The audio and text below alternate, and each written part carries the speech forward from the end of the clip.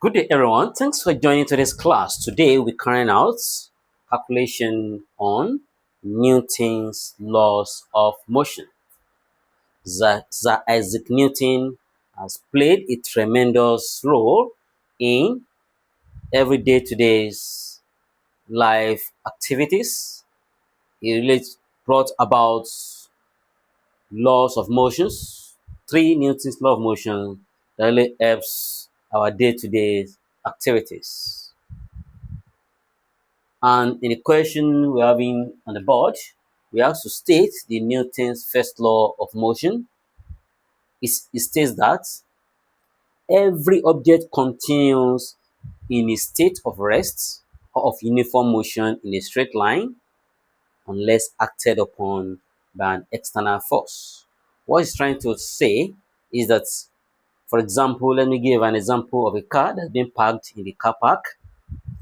The car will remain in its state of rest unless being acted upon by an external force. What is the external force? Woman can push the car when it has been removed from gear, can push it and it will move. An external force has been applied. And also, human being that is sitting down is going to be in that position of rest unless an external force is being acted upon.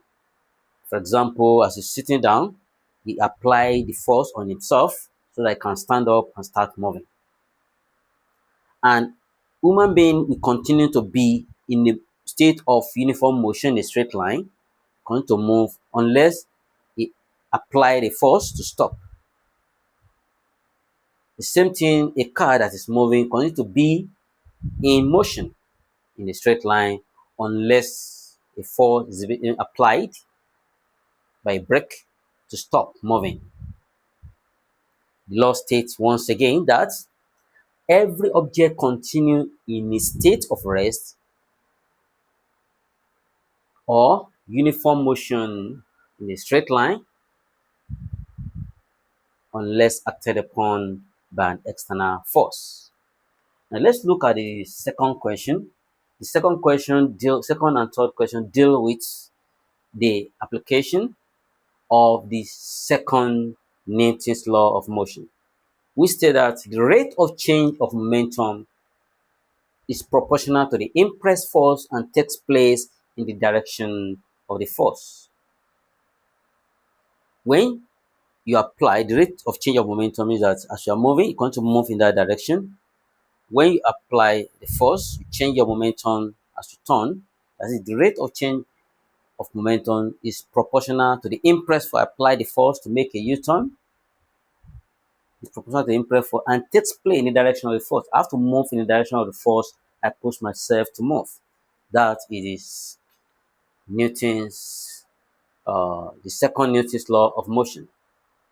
Why the third one states, we are not asking the question, but it states that to every action there's an equal and opposite reaction. That is, when you shoot a gun, the bullet moves out to the front, comes out of the gun, while the body of the gun jack backward.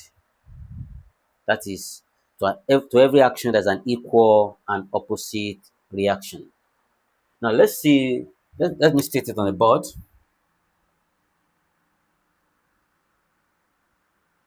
Newton's first law of motion states that every object continues in its states of rest or of uniform motion in a straight line unless acted upon by an by an external force. That's that. The second part of the questions, you have to write down the parameters so as to give us a clue or the formula to use.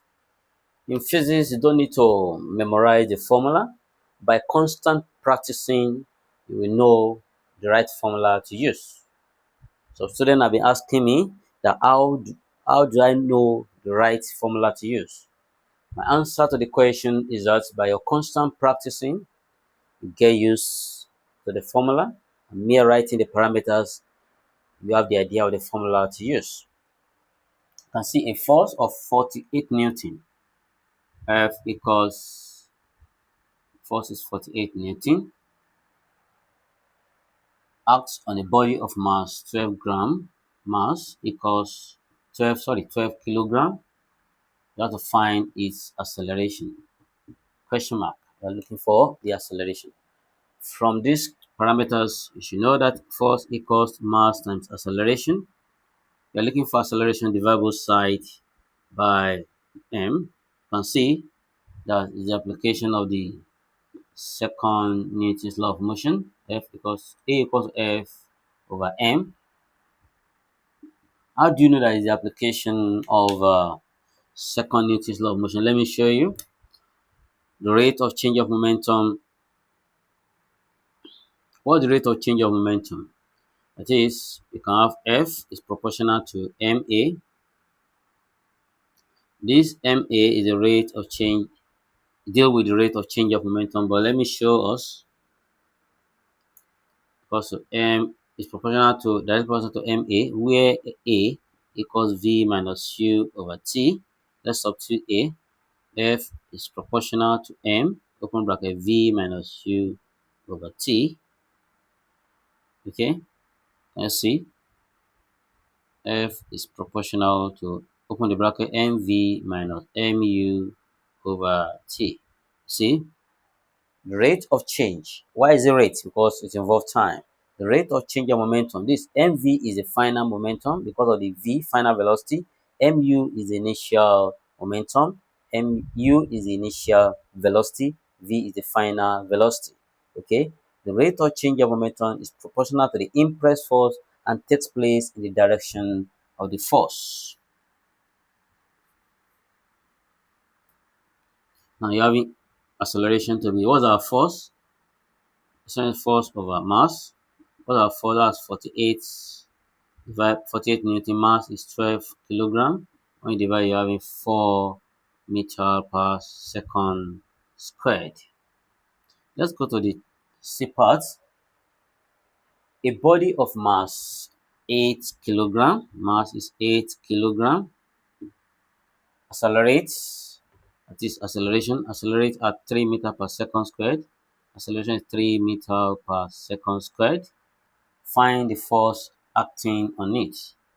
Force as a question mark. Force is equal to mass times acceleration. What's the mass? 8. What's the acceleration? 3.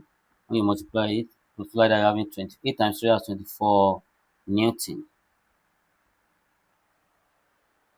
That brings us to the end of the class. Please don't forget to subscribe to the channel for more updates, and also don't forget to leave your question in the comment section. Thanks for watching. See you in the next class. Have a wonderful day.